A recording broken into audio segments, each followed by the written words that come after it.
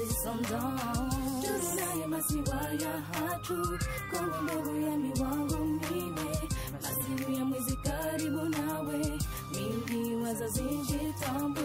Je suis une de ces nombreuses fleurs. Wabag watukufu wahesha mashinu nuwaza ya wana nuwana wa jabanu. Assalamu alaikum. Karimbishela ni marhaba tena. Hii initiative mwerenga yino ni kiwandu ishwabaha wajibanu uri hadisi mbabi indasino wana hatu zenungu hamada zinu na zidumu ikamnezi Mungu abenze paske unu mando wandrongo shamtidi wazeni wananyasi mlohonu ukabanule songi lode na kalitsulinda wandu ikatsindanyi wana wanu yande marunda mayahunda banu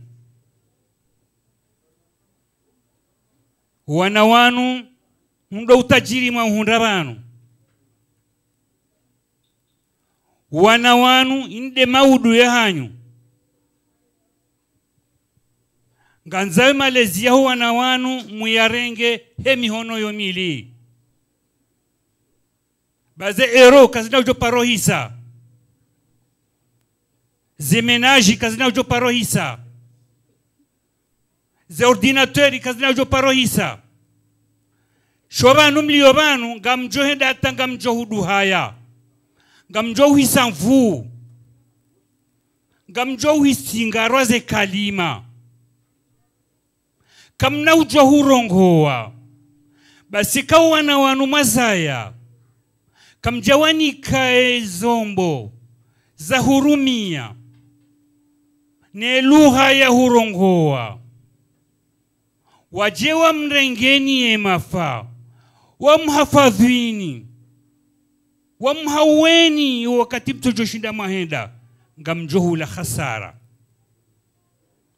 msidi waze kasiti wazungu si wazungu hema karatasi shasi wa Komori ngamkazo yabo. Mesdames et messieurs, chers assistantes, je remercie tout d'abord les membres de l'association qui nous ont donné l'occasion de venir ici pour nous exprimer et apporter notre modeste contribution dans l'avenir de la diaspora comorienne en résidence dans ce département. Je remercie encore une fois mes prédécesseurs ici en la personne de M. Salimou Imidi, un grand orateur de renommée internationale, de son exposé. C'est un grand orateur, un homme très cultivé, qui parle l'anglais couramment, qui parle le français couramment, qui parle le swahili couramment et qui parle aussi l'arabe. Monsieur Abdallah Shafi qui a fait le choix, vous avez bien vu, c'est un homme que pour nous, on admire ses qualités et ses capacités. Il a fait une bonne intervention. Nous, on ne peut pas l'imiter. Nous allons apporter notre modeste contribution à cette occasion.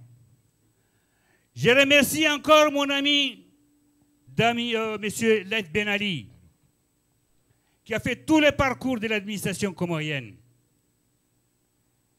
Un bon orateur aussi. Il a tous les talents et toutes les qualités d'un homme d'État. Mais le moment n'est pas encore venu pour qu'il prenne les destinées de notre pays. M. Laith Ben Ali a bien parlé, il a parlé de notre langue. Je vais faire des petites mises au point C'est ce qui a été dit par mes prédécesseurs. Je vais commencer par une question qui a été posée par une de nos journalistes en herbe, à savoir l'école coranique. Qu'est-ce que c'est l'école coranique? Pour le Comorien, s'il vous plaît, messieurs et madame, c'est le premier endroit de socialisation de nos enfants. Le petit Comorien, partout où il est, à l'âge de 3 ans, il quitte le foyer. La plupart du temps, il pleure parce qu'il n'a pas envie de quitter la maison. On le conduit à l'école coranique pour qu'il prenne contact avec le milieu extérieur. Il va se confronter avec ses congénères. C'est à partir de 3 ans au Comores que l'enfant fréquente l'école coranique. Qu'est-ce qu'il y a à travers l'école coranique? C'est la première étape de la transmission de nos valeurs sociales et nos valeurs religieuses. Le Comorien, partout où il est né musulman. Même s'il n'est pas pratiquant, il est musulman. Donc, les premières bribes de notre société, de notre religion, c'est à l'école coranique. On nous apprend à lire. Pourquoi on nous apprend à lire le Coran? Nous sommes des musulmans. Et la révélation de notre prophète Mohammed est faite en arabe. C'est le Coran. Comme la Torah de Moïse est venue en hébreu. Comme l'évangile de Jésus est venu en latin. Donc, le Coran, c'est une première étape. N'hésitez pas à mettre vos enfants à l'école. Ça ne leur dira, ça va pas changer leur cours de la vie. C'est notre première valeur à connaître. Premier point. Deuxième éclaircissement en ce qui concerne la langue comorienne. Monsieur l'animateur, là, il a parlé qu'il y a des linguistes, beaucoup de gens qui travaillent là-dessus. Mais une première chose à savoir, au Comores, on n'a pas de problème de communication. Nous appartenons à 4 îles, Anjouan, Moëli, Mayotte et Grande Comore. Tout le monde se comprend. Il y a des petites variantes. Mais un grand Comorien qui parle un Anjouanais, un Anjouanais qui parle un Moélien qui parle un Maorais, tout le monde se comprend. Donc le problème d'unification de la langue n'est pas encore posé, mais il se posera un jour. Ici en France, on a connu ces problèmes-là. Il y avait le breton, il y avait le provençal, il y avait l'occitan, il y avait le normand, il y avait plein de langues ici. C'est à partir de Napoléon, parce qu'il fallait faire une grande république, qu'il a unifié la langue française, qui a fait de la langue française une langue unique. C'est très important. Donc au Comores, ça va venir. Maintenant, on a des jeunes, des éminents linguistes qui travaillent dans ce domaine. Mais je vais vous rappeler qu'il y a la bibliothèque de l'Harmattan, rue des Écoles, à côté de la Sorbonne. Vous avez besoin d'un livre écrit en comorien, vous y en trouverez quelques-uns. Notamment un dictionnaire de langue comorienne qui a été élaboré par le professeur Chamanga. Librairie des Harmattans, rue des Écoles, dans le Paris 5e. Vous pouvez vous y rendre, vous trouverez des documents écrits en langue comorienne. Je m'arrête là. Maintenant, j'écoute mes éminents, mes éminentes, ces chères demoiselles. Ils vont me poser des questions. Je vais essayer de leur apporter mes petites réponses parce que, bon, moi, je ne suis pas un éminent spécialiste en la matière. Hein. Je vous remercie de votre attention. Je vous écoute. Je m'appelle Saïd Amada. Je suis professeur de formation en sciences pédagogiques. Je suis un ancien secrétaire général adjoint du gouvernement des Comores. Je suis un ancien conseiller du président de la République. Je suis un ancien conseiller du ministère de l'Éducation nationale. Je suis un ancien responsable de l'Institut national de l'éducation. Ça s'appelle l'INE. On a beaucoup travaillé, mais maintenant je suis à la retraite. Je vais vous apporter ce que je peux dans ce cadre que j'estime agréable. Tout le monde est souriant, tout le monde est gai. On a bien joué. J'espère que ça va bien se terminer. Je vous écoute, chère demoiselle. Bonjour, je m'appelle Nasrine. Oui, parlez un peu fort. J'ai 15 ans. Et, Parle fort.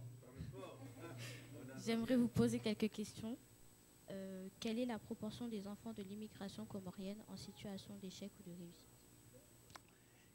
Quelle est la proportion des enfants comoriens en situation de réussite et d'échec scolaire en France? C'est ça. Je vais prendre son relais parce qu'elle ne parle pas fort. Bon, je crois que je vais situer le problème à deux niveaux, s'il vous plaît. Il y a la première vague d'immigration des années 70 jusqu'aux années 80. Cette première catégorie d'immigration est composée de deux catégories. Soyez attentifs, c'est très important. La première catégorie, c'était nos parents qui venaient de Madagascar pour venir s'installer en France et travailler, gagner de l'argent pour aller faire le hada. Ils ont fait des enfants. Il n'y a pas d'études là-dessus. Il n'y a pas de statistiques.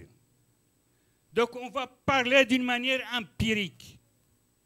Mais je sais pertinemment que les descendants de cette première génération ont réussi dans leurs études.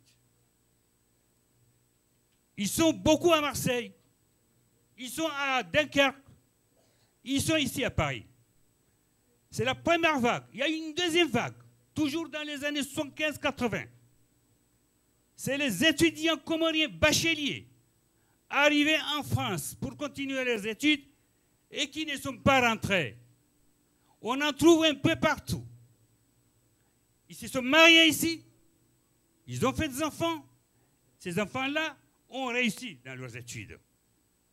J'en connais pas mal, je ne vais pas les citer ici. Mais il n'y a pas d'études, je reviens encore une fois, il n'y a pas de statistiques.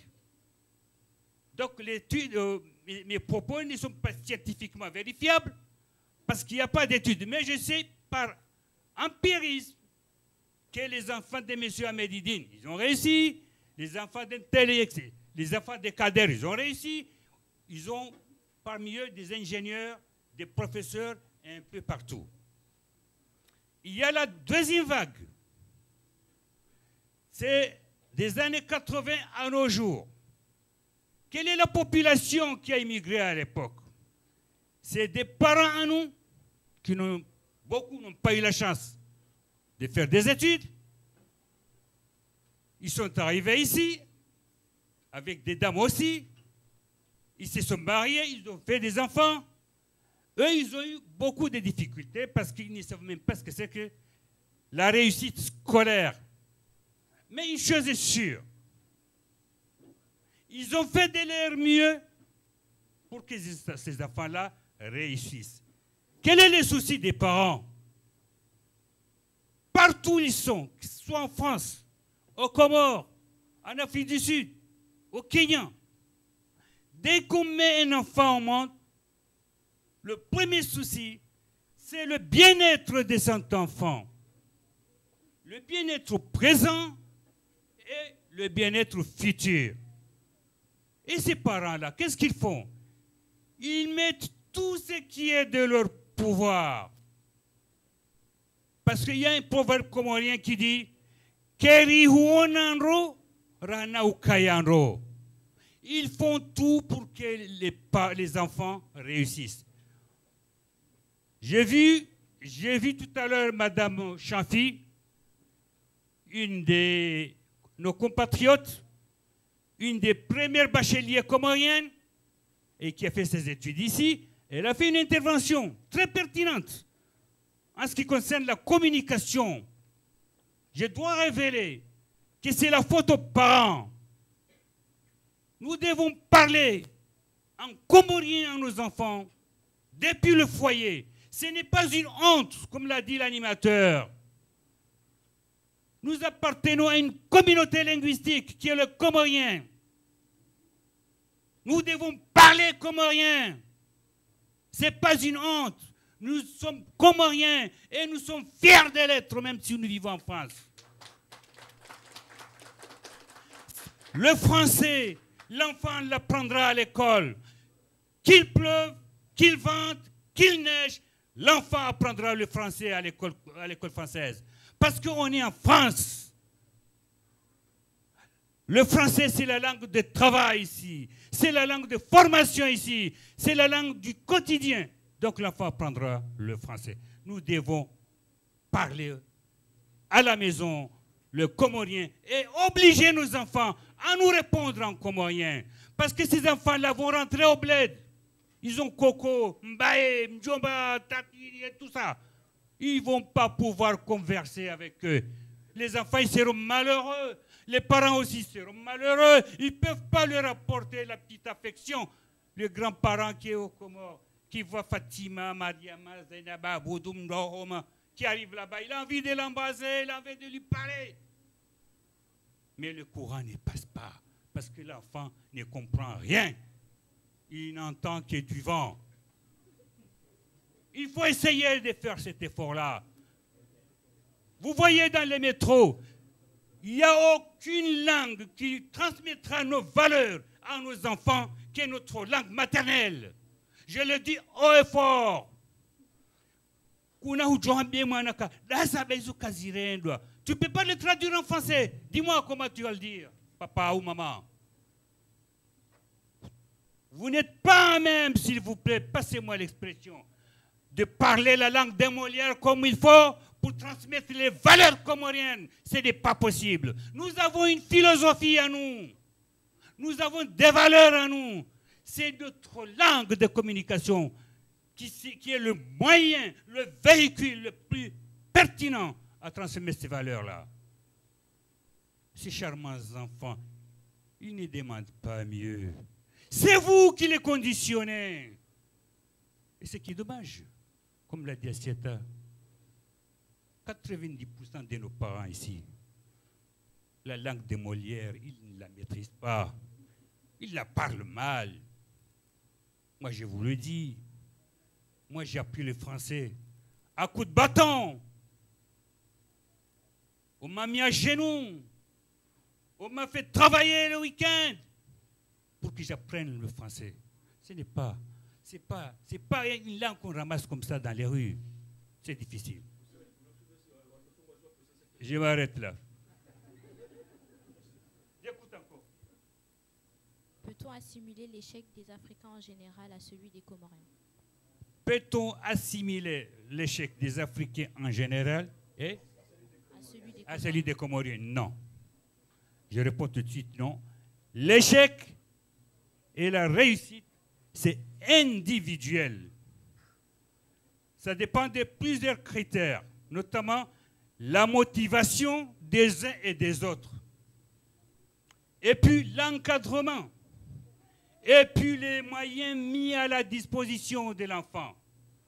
Si vous parents, vous vous levez le matin, que ce soit Mamadou, que ce soit Fatima, que ce soit Bineta, que ce soit Jamal, si les parents l'ignorent en tant qu'enfant qui doit aller à l'école, automatiquement il va échouer.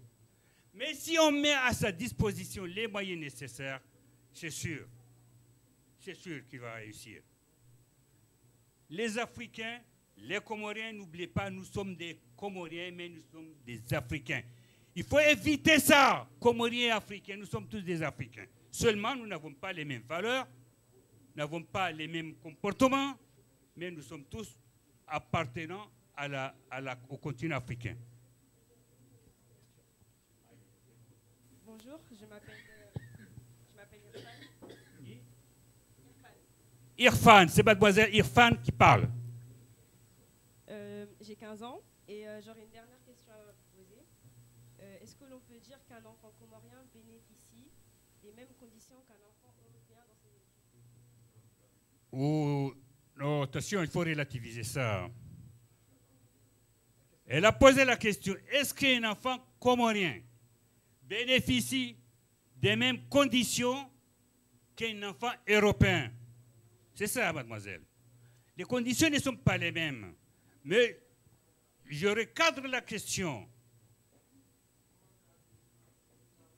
Un enfant comorien, un enfant français, résidant en France, dès le départ, ils ont les mêmes moyens pour réussir, à savoir les capacités intellectuelles.